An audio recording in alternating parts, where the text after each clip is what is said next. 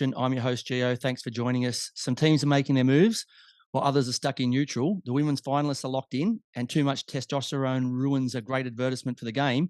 And joining me to talk about all this and much more is my co-host, VIG. Hello, mate. Have you recovered from COVID? Good evening. Yes, fully recovered, ready to go. Mate, I'm glad that you're ready to roll. Like I said, there was lots happening and we've got a lot to get through. So I need you in tip-top form and ready to carry me as usual. Oh, mate, always ready to go. Broad shoulders here, so on you get. Let's do it. All right, mate. The A-League women's powerhouse Sydney FC wrapped up a third consecutive premiership, a fantastic achievement, and even more impressive is their focus as they've chased the likes of Melbourne City and Western United for majority of the season. Yeah, look, it's the cream always rises to the top, and they've shown that again this season.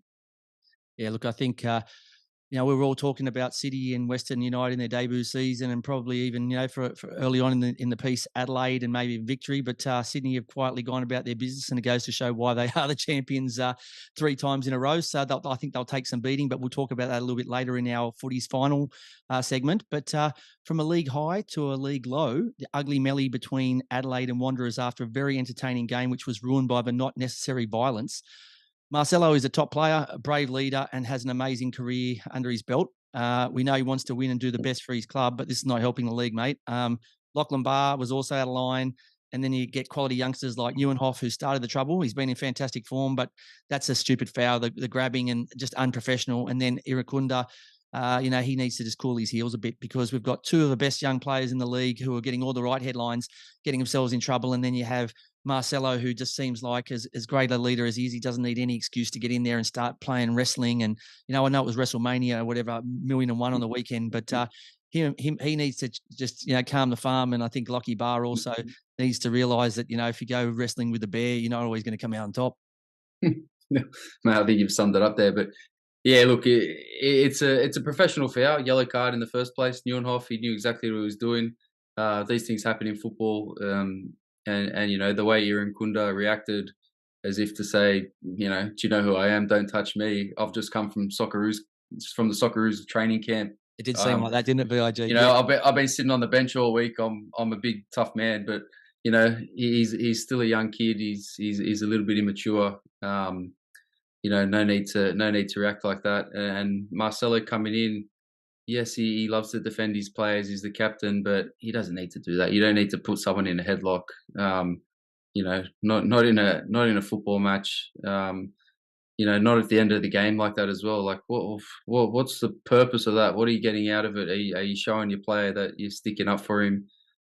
Great. There's other ways to do that, especially as a captain and a leader. And now you pay the consequences of missing a match next week, or missing a couple matches, I think now. So just not needed. It was a tremendous game. Both teams going at it. So some good footballs played, some lovely goals. And yeah, it sort of puts a dampener on what was a good football match. Yeah, I think that were the 2 things, mate, that really bugged me, was the fact that you got 2 young guys there who, have had a bad example set by one of the best players in the league who's had a lot of experience. That was number one. But the second one was the fact that if it's 2 rubbish sides that can't play, yeah, good, go there and start belting each other and whatever. But when you got 2 excellent sides that had a cracking game, who are both going to be up there this year, you don't need that. Like I said, you've done an amazing job of promoting the A-League and showing the quality that we have in this league still, and then you go and wreck it all. But look, hopefully not all was undone. After 7 years at Perth Glory, Liam's ready stint has come to an end. The 41-year-old currently sits 5th on the all-time games played list with 350. So his stellar career, is it over? Or is he? Do you see him still finding a home somewhere in the A-League? Obviously, they've got Cook, who's been in great form, but they've also signed Ollie Sales. So that means that he's probably going to get no game time, hence why they let him go. But can he offer something to somebody else, VIG, or do you think he'll maybe play NPL or go out a little bit quietly? Yeah, I'm not too sure. Look, he's been a tremendous servant of the game, especially here. I think he's probably almost played for every single A-League club in that 350 games that he's notched up. But I think he's definitely at the back, the back end, if not the very, very back end of his career. So be interesting to see if he goes somewhere. I don't know if he's still number one caliber. You look at the goalkeepers we have around the league, and a few of the good young goalkeepers coming through. I don't know if he wants to go and sit on a bench somewhere and be a role model, or help a younger goalkeeper. But it's hard to say at the moment. To see, it's up to him really to decide what he wants to do. But can't really see him being a number one at another club at the moment. All right, let me put you on the spot then. So take out the equation what he wants at this stage.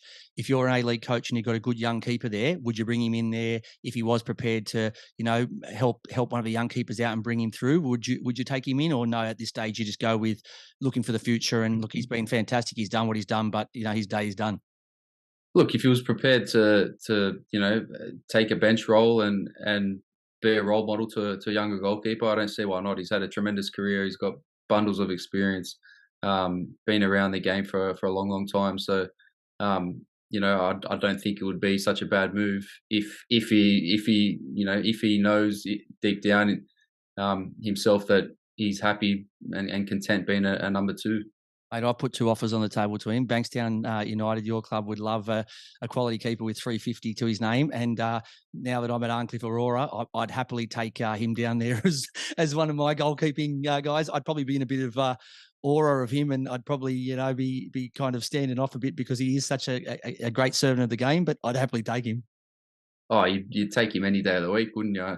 And good bloke too, and probably good on a night out. So right up our alley. 100%. Hit us up on socials, please, Mr. Reddy. The crazy Melbourne Derby catch-up game is being played on Wednesday, and based on current form, City will be super grateful. They'll be starting leading 1-0 as they badly need 3 points to shake Adelaide United, who's breathing down their necks. Yeah, they do. It's going to be an interesting football match because they'll come on, they'll play. I think there's 25 minutes left or something like that of the first half. City with the 1-0 lead, and then they'll have a halftime break and then play the second half. So it's going to be interesting to see how the teams come out in that first 25 minutes, and to victory, come out and throw the kitchen sink at them and really try and put some pressure on in that first 25, because you got a break after 25 minutes. So it's going to be an interesting game. Mate, for me, it's not really even football. It's more of a cross between the stall gift, where you have handicaps, and golf, where you get a handicap right. They're already starting with +1. So for me, this is strange. But Melbourne Victory's been in good form. They've had 2 good wins the last couple of weeks, so maybe they can still run them down. But we'll find out Wednesday evening. What are Network 10 doing? Are they trying to sabotage themselves? They pump up one of the crown jewels for their station. I get that. The Australian Grand Prix, watched by 131,000 people, and added former world champion Damon Hill to the broadcast team. They use some of the A-League hosts to help, whilst at the same time, Melbourne City, hosting the Jets a few kilometres away, can barely get 4,000 to the game. I'm just amazed at the lack of insight and planning. Mate, what they should have done, they should have dropped a pitch into the middle of Albert Park, and they should have played the A-League in between the F1 race. But yeah, I don't know. These things are scheduled well in advance. When the Australian Grand Prix is on. So I don't know if it's a scheduling dilemma. We need to look at these things in advance and stop cannibalizing our own sport. And a Network 10 and Paramount, they should be working together to make this work on all ends and make it beneficial for all sports fans, I guess. And the F1's such a big event, and we saw the huge crowds down there, and Melbourne was buzzing all weekend. And need to be a bit more smarter and use a bit more common sense, I think, when we're scheduling these football fixtures. Mate, tell me this then. I'll ask you not the $1 million question, but the $1 billion question. If there was, if a shoe was on the other foot, do you think that the A-League would go and get a star player like a Damon Hill to come out, some World Cup winner, put him in the game against Melbourne City, put another big World Cup player in there and try and compete against the Grand Prix? No way. No chance. That's what I'm saying. Not a hope in hell. So they're going and absolutely stocked up, right, and loaded up as much as they can on the Grand Prix. So, okay, if it's a fair fight, it's a fair fight. But you haven't. You've made A-League tie their hands behind their back. You've given them Mike Tyson's glove, and you're just whacking them in the face. Just move it's simple. Just move the fixture time to 7 p.m. All right. It's the race was almost over by about 5 or 6. You could have moved it to 6 p.m., 7 p.m. On Sunday night, and that's it. Happy days. All right, we're running a bit behind schedule, so I'll quickly brush through this. So Socceroos game 2 in Melbourne didn't go to plan as we were defeated 2-1 by Ecuador after leading 1-0 thanks to a Brandon Borello goal. We did, however, give starts for new breed: Gauchi, Borello, Devlin, McGree, Metcalf, and Deng. So for you, pass, fail. Uh, Bit of a fail. Bit of a fail. I think we literally got out muscled by Ecuador. They were brutal. They were very physical. We gave as good as we got, but yeah, there were a few players. I thought Gauchi was good in goals. Tommy Deng probably didn't have the best of games. Gave away a penalty and was a little sloppy with his passing. And a little bit slow. He got out muscled a few times. Going for the ball. So their striker up top was a bit of a handful. So um, yeah, look, it's always difficult in these friendly games. Yeah, we won the first game fairly comfortably, but we had two offside goals, and I think there was question marks over the goal that Brello scored as well. Could have been called offside if there was VAR. So um, let's not get too ahead of ourselves, but it's good to give these guys opportunity to play for the Socceroos, and it's good to see the young guys coming up. I just feel we've got a lot of players that are very similar. I think like Riley McGree, Jackson Irvine, Connor Metcalf. They're all similar sort of players. They're not quite deep lying midfielders or eights, and they're not quite creative number tens. They're sort of all second strikers. And playing, I don't think playing Metcalf on the wing did him any justice. I know he's been playing there for his Bundesliga 2 club, St. Pauli, but he just looked uncomfortable in that position, not natural like a Tilio or a Matt Leckie. Um, so yeah, I think there's still a lot of work to do, but it's all about giving these kids a bit of experience and a bit of exposure at international level. The good news is that it's almost as far away from the next World Cup as possible, right? So if we're going to do it now and try some new players out and see what works and see who's going to be ready and ripe, in 3.5 years' time, not now. So I know last week I gave a lot of stick in the what the foot to the Euros, but this week there was a nice highlight. France keeper Mike Magnan's incredible save denied Ireland's Collins a late equaliser in their Euro 2023 qualifier. The French won 1-0. It was past him. I don't know how he got his hand around this. It's Right. somehow he's clawed it out. It was one of the most remarkable saves I've seen in a long, long time. He's like the elastic man. He's like pulled it. Well, it was almost pulled it out of the back of the net, but yeah, it wasn't Thierry Henry with the handball this time against the Irish. It was actually the goalkeeper who made a top save. That's what he's paid for. The 160 kilometre for AVM update, Superhuman Bulls physio Brendan BMW Wyatt's upcoming run on the 15th of April to raise money for the Brain Foundation Australia. BMW put another 50 kilometres in the legs this weekend, even in the poor conditions. I'm absolutely in awe of this guy. He could have been in the Formula One on the weekend. He could have been down there racing laps with those guys, the way he's going and the speed and how many kilometres he's doing. But absolutely remarkable. To date, he's raised 6,370. It's showtime next weekend, so be quick to please help. By going to the mycause.com.au link we have set up on our Direct Me page to donate. The run from Avalon Beach to Wollongong is open to everyone to join and support this great man and amazing cause. More of BMW's race week preparations this time next week. Yeah, mate, I didn't even do 50 k's in my car this week with COVID. I was locked inside all week. So he's done 50 k's in the legs. So he's in fine form, and hopefully he's ready to go come the 15th. Yep. PL news: City and Arsenal with a comfortable 4-1 wins to keep the Gunners lead at 8. But Pep's men have a game in hand. Newcastle with a huge 2-0 win at home against top 4 rivals, and your team, Manchester United, to go level on points. Graham Potter and Brendan Rodgers have shown the door, taking the number this season to unlucky 13 for the number of coaches who have been sacked from the Premier League. Graham Potter twice. So I think I said in a post earlier, he needs to be Harry Potter to survive. Well, you're not Harry Potter, you're Graham Potter, and you've been sacked twice. So unlucky for you. And massive wins for Bournemouth, Crystal Palace, and West Ham to move them all the way from the dreaded drop zone. Yeah, a bit happening. Hey, I thought City after going 1-0 down to Liverpool, probably Arsenal fans were licking their lips, thinking, how good's this? But they came out in the second half. They were just class. Jack Grealish class. Kevin De Bruyne was absolutely class. Ilkay Gundogan, and 4-1 comprehensive winners in the end. And Liverpool just sort of wilted away and drifted off into the wilderness a little bit. So their poor season continues.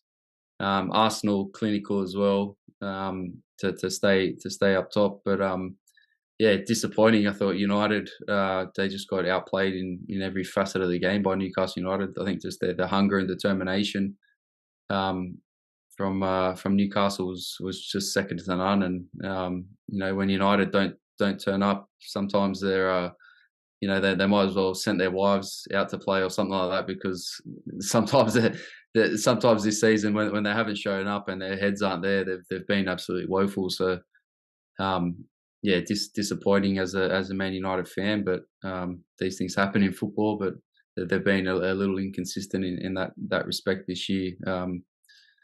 But yeah, plenty happening at both ends of the table. Relegation race is so exciting.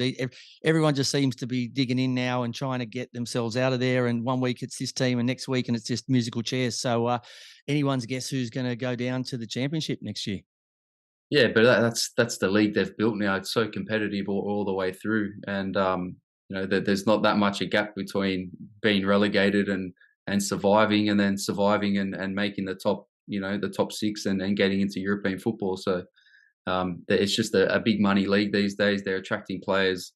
You've got players like Keylor Navas playing for Nottingham Forest. Like, he's come from PSG and Real Madrid, and now he's playing for Nottingham Forest. Like 10 years ago, things like this would never have happened.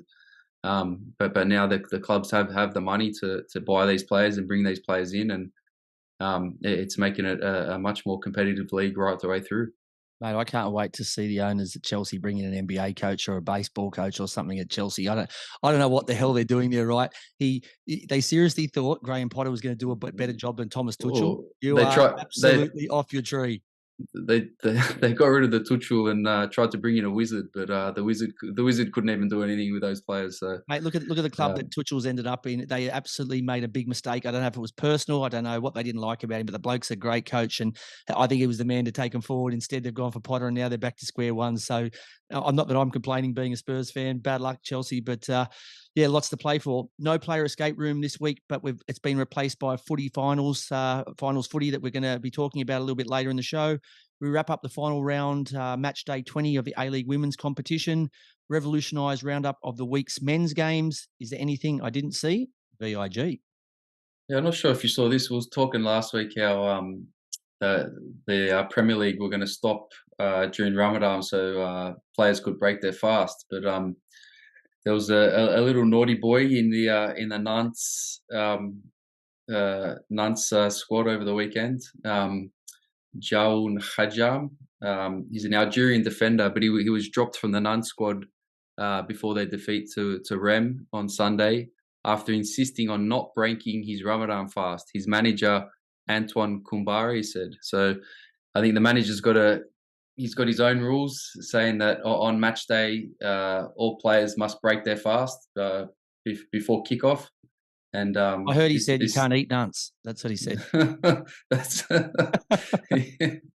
oh God. So yeah, so he missed that, but it's a tough school and some tough rules to go by. But I think maybe League One needs to be a little bit more accommodating for these players, especially given that there are so many of a Muslim background playing in League One and across France. So maybe they need to take a leaf out of the Premier League's book and allow players to break fast during the match.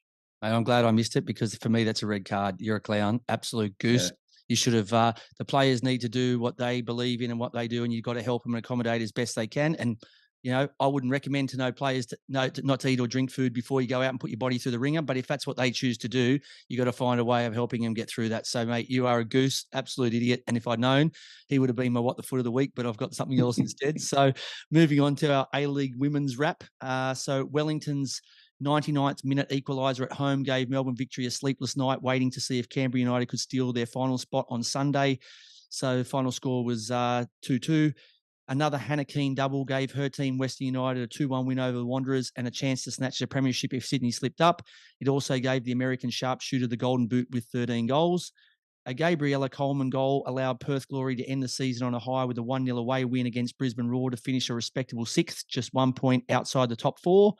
Double trouble as Sydney's Mackenzie Hawkesby and Courtney Vine both grab a brace, thumping Newcastle Jets 4-0 and handing their team a third consecutive premiership, 1 point ahead of an excellent and unfortunate Western United in their debut season. And goals galore as Canberra United's Milivojevic scored two late goals to snatch a 3-3 draw against Melbourne City. The result allowed City to sneak into the top four, but unfortunately Canberra missing finals football on goal difference. Yeah, what a game. 3-3 all in the end. Holly McNamara was brilliant. I think she grabbed a goal and 2 assists, and she's been called back up to the Matilda squad for the upcoming fixtures. I think they've got Scotland and England. So some big games there, and she's been out with ACL for almost 12 months. So good to see her back and in form going into this the next camp. But yeah, Canberra disappointing in the end. I said last week they had the steam train going and they had all the momentum, and yeah, just a shame they couldn't quite get over the line, and City held them out for the draw to sneak in, and I think Canberra ended up on equal points with victory, but behind on goal difference. So And most certainly did. Just disappointing end to the season, but they can be hold their heads up high and be proud of what they've accomplished. Yeah, so a final look at the A-League women's table for the season. So Sydney FC first in the premiership, a third premiership on 40. Western United, amazing debut season, 1 point further back on 39.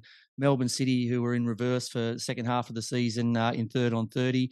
And their Melbourne neighbours, who were also in reverse. I think they were both driving backwards together on 29, rounding up the top four. They had +7 goal difference, Melbourne Victory. Back in fifth on the same points as you said, on 29 was Canberra with +5, so they had a two goal worse goal difference. And a further point back was Perth Glory, who finished the season really well and were unfortunate not to sneak into the top four in final football, but a good season for them anyway. Final note would be for me, I'm just happy that Canberra didn't miss finals and Sydney didn't claim the title as a result of the 3-point deduction. So I would have hated if they had come back and bitten Canberra and Sydney had won the title ahead of Western United because of that 3 points that shouldn't have been. But so I'm glad that what was meant to be was meant to be. So my weekly wrap has been replaced by a shout out dedicating a weekly song to a team or player for their good or bad performance. This week's shout out goes to a woman who won the A-League Women's Golden Boot, Western United's American goal poacher, Hannah Keane. Her 2 goals gave her team a chance of winning silverware on the first attempt, but unfortunately they finished 1 point behind Sydney. And the song we send to you is Hidden Citizens' hot track, Unleash the Power. Going all out, this is right now, yeah. Together we rise, it's about time. Unleash the power.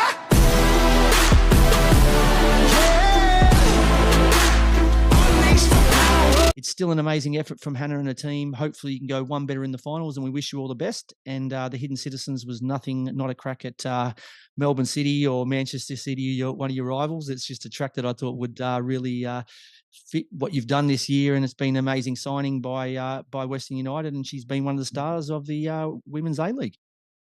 Yeah, congrats to her. 13 goals is a good return. I think they've played 18 games, so it's a very good return from that, and well deserved. Hopefully they've still got her signed again for next season so that Western United can try and go one better. A-League men's table, so Melbourne City on 42 with their catch-up game against Victory on Wednesday, as I said. Adelaide United 2 points further back on 40. Central Coast Mariners in third on 34. Wanderers also on 34 in fourth. Wellington Phoenix 1 win back on 31 in fifth. And Sydney FC 3 points further back on 28, rounding out the top 6. We'll discuss the table in more detail in our special footy final segment a little later. Our Revolutionised Round-up, we select a match of the day each and then do a mini review of the other 4 games.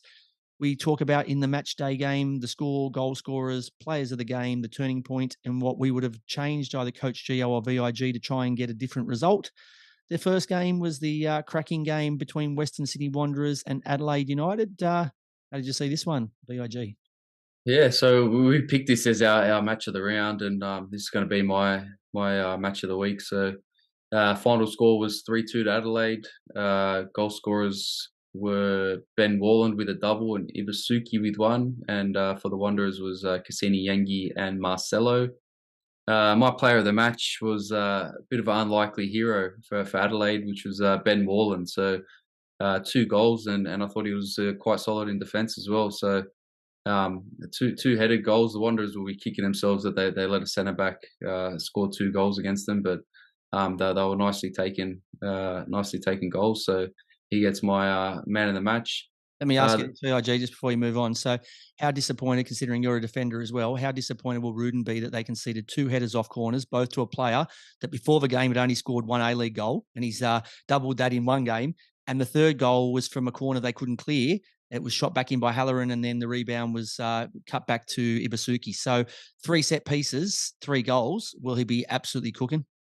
Yeah, oh, absolutely, absolutely. You know, he conceded 1 goal from a set piece, and you're not happy, but to concede 3 the way they did, especially look the first 2, they were good headers, but you know, it's just you need desperation in the box, desperation from your defenders and desperation from your attackers to score goals. So, and the Wanderers just didn't show enough of that. They were a bit pedestrian in both boxes on the weekend. So.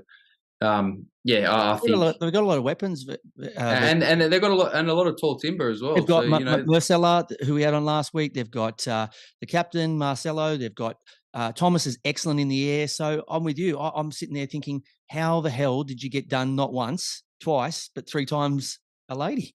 Yeah, it's not like they got broken down by, you know, one-touch football that, you know, carved them out and went straight through them, and Adelaide scored. All set pieces. The third goal, disappointing for me because Lawrence Thomas makes a tremendous save down to his right, and you know, that shot's going in the back of the net. He saves that, and there's 2-3 defenders just standing around, you know, watching the ball, and the ball gets put back in, and then Ibasuki taps it home. So yeah, like I said, just no desperation in the box from a defensive aspect, and in the attacking third as well. So the turning point for you? Yeah, turning point. I guess not so much of a turning point, but the third goal for Adelaide. So that first the first 10 minutes after half time, Adelaide go 2-1 up, and then they go 3-1 up, and I know the Wanderers got a goal back fairly quickly. I think 5 minutes after, but you know, 3-1 up, the game's almost dead there. To come back from that, you know, you've got to score 3 goals to win the match in the second half. So that was the turning point for me. I think that third goal just pretty much killed the game off, and you saw the Wanderers players sort of a little bit dejected after that went in. And I guess what I would have changed, it's easy to say now, but when the Wanderers got it back to 3-2, I think you need to roll the dice a little bit. I think I would have kept Yengi on. He did a straight swap for Leuni, who came on the wing. I would have brought Leuni on, and maybe another 1 or 2 subs at the same time. I would have pushed Yengi up top, made it a two up top, and you know, given him a bit more going forward. I think an extra man up top would have done him the world of good. It may have left them a little bit exposed at the end, but you're chasing the game at that stage, and at 3-2, it's a game that you can't afford to lose, especially in the context of where they're going to finish in the end of the season, and they've let Adelaide get away from them a little bit now. And you know, Adelaide got the box seat to finish in that top 2 now, and even put some pressure on Melbourne City to go top. Yeah, look, excellent from Adelaide, and still a quality performance from the Wanderers. And you know, hopefully, if there's those sorts of teams still around towards the end of the season, then we'll have plenty more quality games as we head into the end of the season. But the first of the Saturday games was the Wellington Phoenix at home to Melbourne Victory. The final score here was 2-1 to the visitors. A stunning display from keeper Paul Izzo allowed possession star Victory to sting the Phoenix in Wellington. Even returning star striker Oscar Zawada's 12th of the season was not enough. Also a record 11th consecutive match with a goal involvement for the classy Polish import. Back-to-back wins moved Melbourne from the foot of the table, finally. Yeah, finally. They've jumped, I think, Brisbane Roar down the bottom now. So the Roar are on 23 and they're on 24. So but you'd be happy, your man Oscar Zawada back on the score sheet. You know, so he's lethal up top, but still couldn't do enough to get the points for Wellington. He's a joy, and now, like I said, he's got even more to play for. He's got little Leo in his corner as well, his newborn son. So lots to look forward to for him for the remainder of the season. The next of the Saturday games was the Central Coast Mariners hoping to bounce back at home to the Brisbane Roar. What happened here? Bounce back. They did indeed. They ran away 4-1 winners. Goals to Marco Tullio, Josh Nisbet, an own goal to Jordan Holmes, which really has to go down to Max Ballard. Those goals, great header, bounces off, and then comes off the back of the keeper and goes into the back of the net. So unless Holmes evaporated into thin air, I don't know what was supposed to happen. I'm giving it to Ballard. Give him the goal. Yep. And a second half penalty to Jason Cummings, which made it 4-0, and then Jay O'Shea with a late consolation to make it 4-1. But it was pretty much comprehensive all round from the Mariners. They just blew Brisbane off the park in that first half.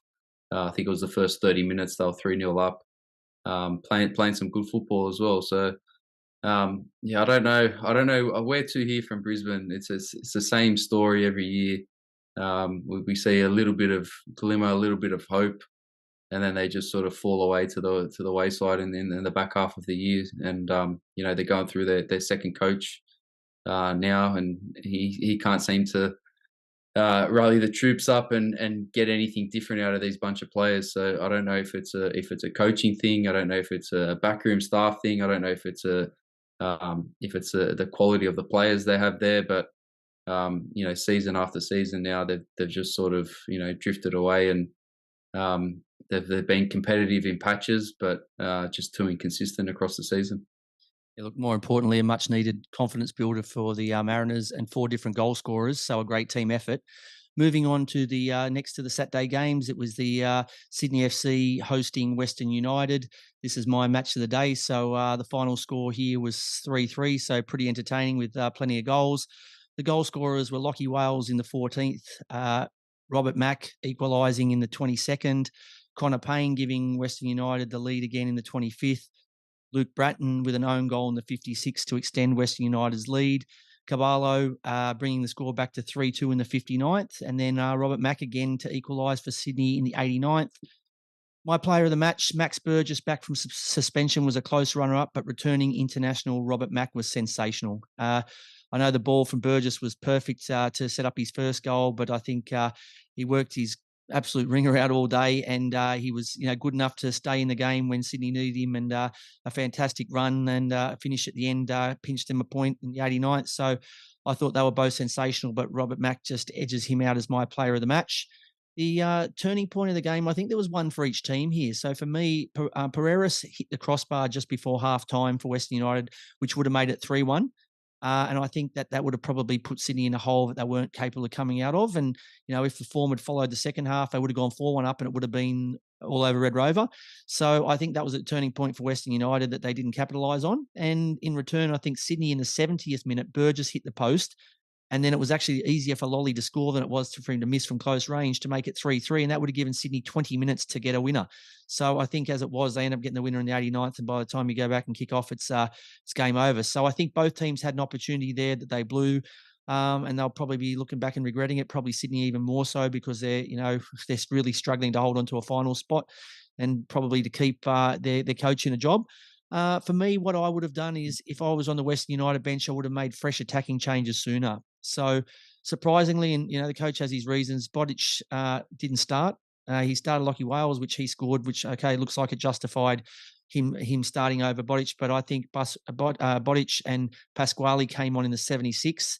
Najarine came on in the 81st, but he made a double change in the 67th after Sydney scored a second. But it was Tratt, who's a defender, and Diamante, who he's not the Diamante of old, right? He's not running around buzzing. He does a couple of good things, and he just doesn't have that impact now. And I don't know if he's not 100% fit, or if he's injured, or if it's just the years catching up with the genius. But, I definitely would have put – Bodic would have been the first guy you put on, wouldn't you, to give your team a charge when you're up 3-1. That's what I would have thought. I would have thought it's a no-brainer. So you got a guy there. I don't know if there's something that's happened outside of performance that's done that. I hope not, because he's a great young player. I just hope it's not an iracunda and it's gone to his head, because he's getting, every time he looks sideways, you see, posts and pictures of him saying how good he's going. Hopefully he's got his feet on the ground, because he has the world at his feet. But I just hope it's not to do with attitude. I hope it's just a bad decision by Aloisi, but I think he has cost his team the points. So the last of the Saturday games was the Perth Glory versus Macarthur Bulls. And how'd you see this one? The Glory back at Macedonia Park. They ran out 2-1 winners in the end. Goals to the Glory to Taggart and Beavers. and Lockie Rose got the single goal for MacArthur, and Perth had to come from 1-0 down at half time. Lockie Rose with a goal in the 43rd, a nice finish, sort of cut it back onto his left and hit it low into the bottom corner.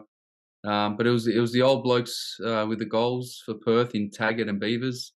But it was the young who inspired the come from behind victory. I think Perth, there's some serious talent coming out of Perth. Trent Osler, who's 21, he had a superb first half, and I think Keegan Yelisic, he's only 20 years old. He's having a breakout season in the A-League. I thought he was fantastic, and I think he's going to go close to being Young Player of the Year. He's a tremendous talent. He's got a big engine on him. He's good going forward. Does a bit of defensive work as well, and he's turning into he's a bit of an all-round midfielder. And I think Perth might struggle to keep onto these players, for much longer.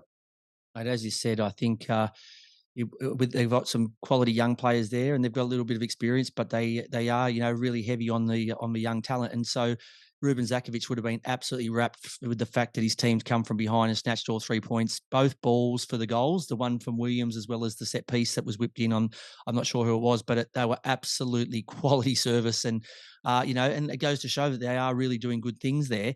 I think just before we move on, you'd be hoping, you love Macedonia Park so much, you're probably hoping that you draw them in the FFA Cup, I'm guessing, so that you get a trip there, because I think that'd be the highlight of your season. Get me over there, honestly. How good does it look with the seats and the stands and the full house every week? So it's just good to see a good crowd turning up, and they're making it. Perth have made that a little bit of a fortress for themselves. So I've heard the food's good there too. So your little fella Giannis will be in the crowd with your wife, smashing down the kebabis, mate, or something. Yeah, 100%. Kebabis with a bit of chili at Macedonia Park. How good! And the last game of the round, and the only Sunday game, which makes total sense because it clashed with the Australian Grand Prix. So that's like a dead man walking. But final score was 1-1. Captain Jamison sees red as his inconsistent Melbourne City needs a late first ever A-League goal from Max Caputo to rescue a point from a devastated Newcastle Jets, who were just a few minutes away from a great away win that would have taken them to =6 with Sydney FC. So how did you see the Jamo red card? Yeah, look, two yellows. Unfortunate, but he should know better than that. He's an experienced player. He's the captain of the team. These things happen, but they got out of jail, Melbourne City, because they weren't at the races. They weren't at, I don't know which races they were at. They might have all been at the F1 or, but they definitely didn't rock up ready to play. So. That late goal from Max Caputo, I think he's the youngest ever goal scorer for the club, could prove vital in the end, and go a long way in actually winning the title. I think they're only 2 points ahead of Adelaide at the moment. They've got the game in hand on Wednesday night where they're 1-0 up, but it's going to be interesting couple of games leading into the finals. I'm going to hand out an award here I hadn't even prepared for, but I don't think there is a team in the competition that butchers as many chances as Newcastle Jets. When you're talking about, are they at the races? If they're at the Newcastle races, they could bet on every favourite and still get rolled and end up with no money at the end of the day. I've never seen a team create so many good chances. And I'm not talking about they're unlucky where the defender puts in a good challenge or a good save or they hit the post. I'm talking they kick the ground like they need to go get a sand bucket and fill it in, and it goes out for a goal kick, but close to the corner flag, or it goes flying over the bar. These guys, I don't know what it is about them. They've got some quality players. When they go there, they just don't know how to shoot. I'm not sure what happens when the Jets go and play. I'm sure at training they hit ping balls top corner and stuff, but I've never seen my absolute Butcher of the Year award for number of chances created. I don't reckon there'll be any team that's butchered as many chances as they have this year. I just watch it week in, week out, and I think I don't even watch the score. I just watch their highlights, and I go, oh, here we go. This could be 3 or 4-0 to Newcastle. Oh, no, they lost 2-0, 2-1. I just can't believe it. So I don't know what's going on there, but they got big problems. Yeah, I don't know who the players' boot sponsor, because it sounds like they're all wearing shovels on their feet. I don't think they are, but that's the end of our Revolutionised Round-up. Up after the break, we talk finals footy. We'll give you our opinions on who we think needs to book finals tickets and who can start booking their holidays. Back soon. You're listening to the Football Revolution. Welcome back to the show. Without anyone in the Players Escape Room this week, the players are just too busy. We've decided to do our footy finals segment, a special segment where we'll talk about the final series, the upcoming final series for the Women's League, as well as with 4 rounds to play of the Men's League. Who do we think will make up the top 6? But let's start VIG firstly with the Women's. So there's a week break, so the women all get a week off. They get a nice chance to get ready for the knockout series and push for some silverware. So the first semi-final will be between 1 and 2, which will be Sydney FC up against Western United. Who do you like here? Yeah, look, it's the first time Western United have played in a final series. Like we said, Sydney, they're just experienced campaigners. They found a way to win the league again this year. So it's going to be hard for Western United to topple them. I think the experience is going to show through in the end. And if I've got to pick someone to go through, it's Sydney FC at the moment. I've got a fact for you here, VIG Statsman, which I know you love. Sydney hasn't won the championship since the 2018-2019 season. So even though they've won the last 3 premierships, they haven't gone on with that excellent part of the season where they've won the first silverware up for grabs. They've tripped over the final hurdle and crashed and burned on the last few occasions. So, all right, so you think that they'll go through there. What about the elimination final between City and their Melbourne rivals Victory, who both have absolutely crawled to the finish line? Yeah, they have. It's an interesting one, this one. Like you've said, both teams they've stumbled, tripped, and almost just fallen into the top 4. So it's going to be an interesting fixture. I think City probably have the squad that's a little bit better than Victory at the moment. I think that the depth of their squad and some of the players they have, hopefully the players that return from international duty come back with a bit of a spring in their step and they're not too tired. And I know there's a week off this week for a few other players. So look, I'm going to go with City only because I think as a squad that they've got some better players. But it's finals football; anything can happen. It's going to be an interesting fixture. It's a derby, so it's going to be feisty. And City sort of find themselves in sort of unfamiliar territory. They're used to finishing top 2 over the last few seasons. I think that's why Sydney FC have struggled to go on and win the premiership, even when they've won the Premier's Plate. So, yeah, it's going to be an interesting one. But my tip is City to knock off their Melbourne rivals in Victory, and Sydney to beat Western United and go through to the final. Okay, who wins the whole thing? God, it's difficult. I can't see a team in their first season going all the way and winning it as good as Western United have been. They've hit a few stumbling blocks in the last couple of weeks, but so for me, it's out of Sydney and City. I think Sydney this year, that they should believe that they're capable of going all the way and winning it. City have been a little bit inconsistent, but we know what they're like come finals time. Their finals record is almost impeccable. So yeah, it'll be interesting. I'm going to say Sydney. I'm going to say it's Sydney's time this year, but I think City could snake it once again. Well, I'm going to swim against you. So the grand final, like we said, is on the 30th of April. I think Western United have been excellent this year. I know it's their first year, but I think that they can get through to a final. Whether they get through directly by beating Sydney, I'm not sure, or whether they have to go through the second phase, which is having to either beat City or Victory. I think they'll get through to a final. I'd love to see them based on the season they've had. They fell just short, 1 point short in winning the Premier's Plate, but I'd love to see them at least get something for this amazing season they've had. So I don't know if they've got enough gas, but I think they'll get to the big dance. If I had to put money on it, I'd probably say Sydney, but I'll be cheering Western United on to square the ledger and take 1 piece of silverware each, because they were probably the best 2 teams throughout the whole year.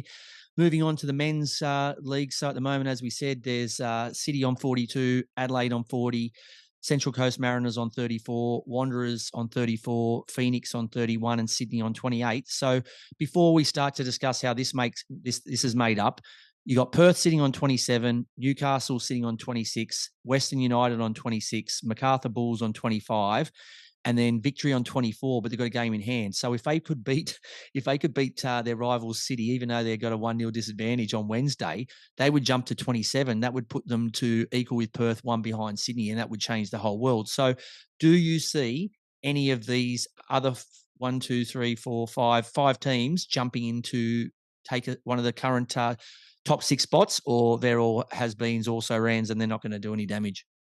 Honestly, when you put it like that, when you list the teams out and you look at the points that they've all got, I think it would be naive to say that none of these teams can make the top 6. I think there's some very good chance that one of them is going to. I'm not sure we either any of those teams can catch Wellington, but Sydney FC are looking over their shoulder. They left the door a little bit ajar with not getting the 3 points against Western United on the weekend. So they've got teams breathing down their neck. It would be a crazy dynamic if Victory could come from 1-0 down and beat Melbourne City and jump to 27. That would mean that Adelaide United are still only 2 points behind City at the top of the league. And I reckon that hands Adelaide the title. That's my opinion. Honestly, if Victory can scrape that if they can do something magic on Wednesday night and turn that around and get a 2-1 win, that would just absolutely blow the league wide open. It would put them back in the frame for top 6 and a very good chance of making the top 6. And like you said, maybe that puts Adelaide in the box seat to go number 1 and win the Premier's plate. So there's a lot to play for, but all those teams behind Sydney, Perth, Newcastle, Western United, Macarthur, and Victory, they'll all be looking at the table saying, there's 4 games to go. If we win 3 out of those 4 games, we give ourselves a really good opportunity of making the top 6. I'll put my. Are you putting your line through a few? Yeah, I'm going to say I told you, the king of the butchers. So Newcastle, who create more chances than anyone else and can't hit the side of a barn, I'm going to put a rule through them. I'll put a line through them too. I'm saying I'll put a line through Newcastle Jets after round 2. Macarthur Bulls, yeah, I know you did, but Macarthur Bulls have been saying every week, if we win this week, and everyone else keeps tripping over and they still can't take advantage. I haven't seen enough from this year. I didn't like the way they were playing at the start of the year. I don't like the way they're playing under Millet, and then you lose their best player, Uli, and then you're chasing your tails. So for me, I'd put 1 through Bulls. I'd put 1 through Newcastle. Western United, he's got a golden ticket. He's been given Charlie and the Chocolate Factory's golden ticket. He's got Bodic now, who's scoring goals when the team's been out of form this year, and then he drops him. So not playing him. Yeah, so I reckon he's butchered. Aloisi's butchered his chances, so they're gone. If Victory can beat City, I think they're still in the race. Otherwise, they're gone. So it means Perth, from what I've seen in the way they are at home, I reckon they're the only chance. But let's go to the top 2. So they're the only 2 teams that I think that can win the Premier's plate. So excluding the Victory game on Wednesday, City are 2 points ahead, and they've got the Phoenix, the Mariners, Western United, and Western Sydney Wanderers. That's a bloody hard run.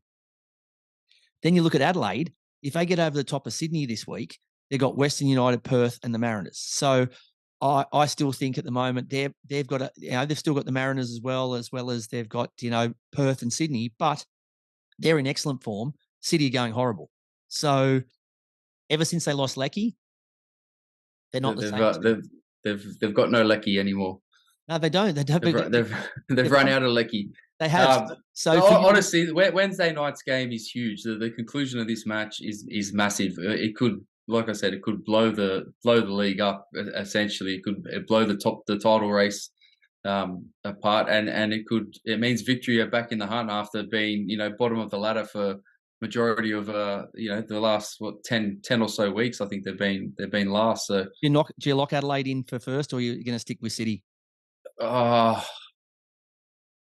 wish I had a crystal ball to.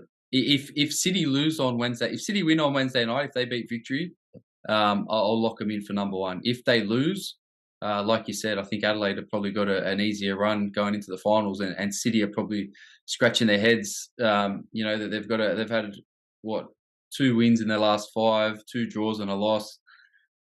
It's going to be difficult for them to get their momentum back. Like you said, they've got a few key players out as well.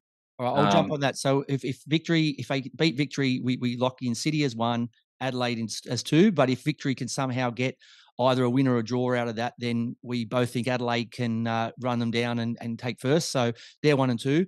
Then we go, Mariners are currently in 3rd and Wanderers in 4th in 34. So Mariners have got Western United, City, Jets and Adelaide, whereas the Wanderers have got Bulls, Victory, Phoenix and City. So a couple of hard ones in there, a couple of easy ones. Mariners is probably a slightly easier draw if you look at it. So do you think they hold on to 3rd, Wanderers 4th, Phoenix 5th, and then Sydney's got Adelaide, Perth, Roar and Jets. So I reckon they've got a pretty nice run, even though they're not in good form. So the crunch game there is the second game, which is not this weekend, the weekend after, which is when Sydney plays Perth. Yeah, that's a huge game, and if Sydney fail to beat Adelaide this weekend, that'll be 4 games without a win. It'll be three losses and a draw, and Perth win. Perth could jump them this weekend, and then they go into that game against Sydney. Holding all the cards essentially. They win that game and they pretty much push Sydney out of contention for the finals. So it's going to be an interesting couple of weeks.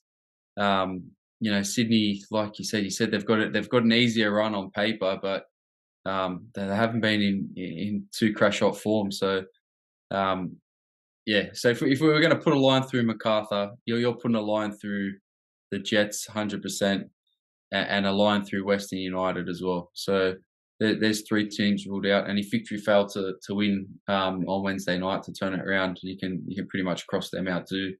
Well, after watching Sydney versus Wanderers, Sydney versus Western United the other day, Sydney wouldn't be counting their lollies before they get them. So he hit the side net from 2 meters out when he should have. It was easier to miss that's a score than it was to miss. But all right, lots to play for, and we'll see if we are right in the coming weeks. Now it's time for our final part of the show, which is our clinical finish. So the first part of that is our WTF or a what the foot. I'm not sure how to explain what the Dortmund keeper Gregor Kobel was thinking or trying to do when he gifted heavyweight rivals Bayern Munich an early comical opening goal in the biggest clash of the Bundesliga season. His team never recovered, losing 4-2 to fall to second, 2 points behind Munich. What an absolute disaster. If you're a Dortmund fan, you're absolutely kicking yourself because finally, normally by this time of the year, Bayern are already 10 points clear in the league, and they're cruising away to victory, drinking, few steins on the way. But it's disappointing for Dortmund. A win could have extended their lead at the top, but now they go 2 points behind. And they've got Union Berlin hot on their heels as well. I think they're only another point or 2 points behind them. So you can't gift a goal like that to the German champions. They're the record champions. They've won the league the most amount of times. And I think they've 9 years in a row now, or something like that. So as a Dortmund fan, I'm loving this. Don't worry, you can tell me 8 or 9. Yeah, I think every other team in that league has forgotten how to actually win the Bundesliga, because they seem to sort of get close and then Bayern just start steamrolling. They fire up the engine and just steamroll straight over these teams, and 4-2 in a Klassiker. They're just too good. You got Thomas Muller, who's he needs a Zimmer frame to get around, and he's still banging goals in. So they're just too clinical, and you can't gift wrap Bayern goals because they'll punish you. Yeah, it broke my heart, and that's another.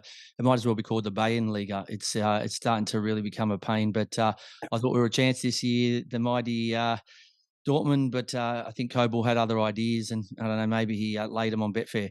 Anyway, games to watch this week. We've already talked about the red hot Adelaide United host Sydney, an intriguing battle when Melbourne Victory welcome Perth Glory, and Melbourne City hoping to find form when they have Wellington in the house. Not to mention the crucial game on Wednesday night, the game that's being replayed after it was stopped because of all the violence between rivals City and Victory, but plenty to play for. quickly on to our TFR fantasy update. So my round score was 44, taking my total to 1748. Your round score was, VIG? Only 51, only a half century this week. So that takes my total to 1739. So that will teach my big mouth, won't it? I jinxed myself talking about your season low 44 and 4 times 4. I now score 44. So it's absolutely taught me a lesson. But I didn't manage my squad very well. I got busy doing other things. So Zawada on my bench, 13. Burgess back from suspension on my bench, 15. Only Cummings, who got 13 as my captain, which was 26, and Williams with 10 were hot. No one else got double figures, and Holmes got me -7. So he might as well have been playing for you. So, yeah, absolute shocking week for me. I'm only 9 clear of you now, but look, you were always coming, and you're just coming faster than I expected. So did you make any changes? Did you lose any of your 22 substitutions, or did you No, stay loyal I as didn't. promised? I stayed loyal as promised, and I shouldn't have. But lucky I got Craig Goodwin in the side. He got me 15 points, but didn't have much up top. Iran Kunda got me 3, Lolly 6, and McLaren only 3 points as my captain. So disappointing return from the JMac, but yeah, disappointing return from Ryan Grant as well in his 300th game, and he got me a -2. So copying 3 goals, and I think he picked up a yellow card as well. So not much chop there for Buster in his 300th, but congrats to him on reaching that feat. All the best to him. But look, your luck's out when when you have you got Holmes in goals by mistake. I would have probably brought Lawrence Thomas in, but I didn't make my changes. And then all of a sudden, a cracking header from Maxi Ballard, and he hits crossbar, and then they give it as an own goal. So you get -7 for that, which considering home, Thomas only got me 2, would have got me 2, but this is a 9-point swing. And not only that, this is the only week where I've got 2 high-scoring players on my bench, and instead of someone not playing, guys go out there and put in a 1 and a 0 and a minus figure and absolutely do a job on me. So I don't know. I think my players have turned on me. I think I treat them pretty well, but apparently I'm not as good a coach in fantasy as I thought, because my players are all starting to jump ship and I'm falling apart. But look, if I can just steady it now, I'm still 9 clear. If I can just I think, is that 5 in a row or 6 in a row for you? If I can just steady it, not all's lost.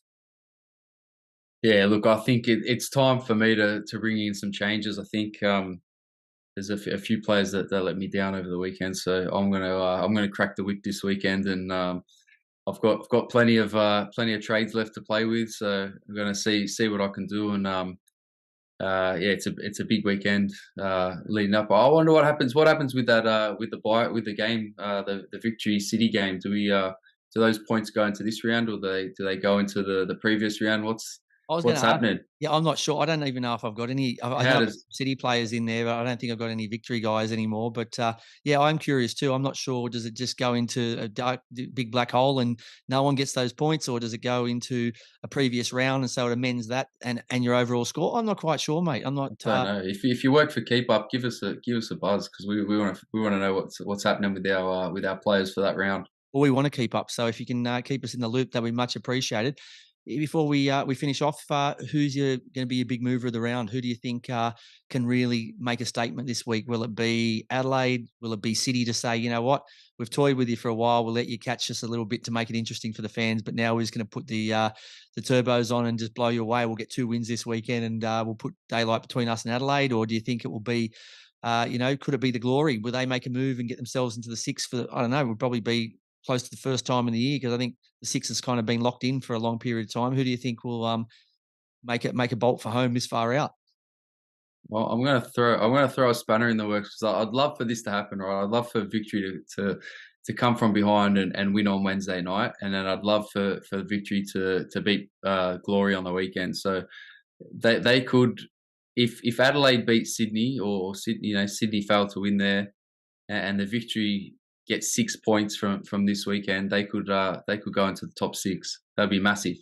I would, considering Massive. you've lost Brimmer, Nanny, and all the players that they've lost, as well as they've brought De Silva in, who's been a great signing. He scored again on the weekend, and he's a rock at the back. So you've brought in a good guy in the window, but they've had as much bad luck as Brisbane or anybody else. And people love to see them fail, but they've just got on with the job, right? So that's an example to everybody in the league. Just shut your mouth, get on with the job and get the job done. So, yeah, look, I think if that could happen, it would make it a really interesting season. No matter who you're supporting, it'd be a real close finish for the rest of the year. Because the only team we didn't talk about making into the top 6 in our review was Brisbane. Brisbane's the only team, and I think they're only 1 point behind Victory, but they don't have that extra game. So they're 4 points. They're gone. They're gone. Put a line through them. They're not making the top 6. I can bet your house on it now. But even if they honestly, I think the joke around, I don't think they'd make it. If that happened this week, if Victory can somehow win on Wednesday night and then get a win on Sunday, I think they play it. It'll create a bit of a buzz around the league again, and I think the league needs that leading into the finals. So let's see what they can do. All right. If you missed any part of the show or want to listen to other episodes, where can they catch it? Yeah, they can catch us on all good podcast platforms: Apple Podcasts, Google Podcasts, Spotify. Also up on our YouTube channel and on Football Nation Radio across their platforms. Bravo. So plenty of men's action coming our way, and the women's finalists get the week off. Please get behind B&W in his 160-kilometre for AVM quest by donating with less than 2 weeks to go. And we hope you enjoyed the show even half as much as we enjoy bringing it to you. We look forward to your company again next Tuesday. And until then, as we say, rise up and join the football revolution. Have a great week. Catch you then.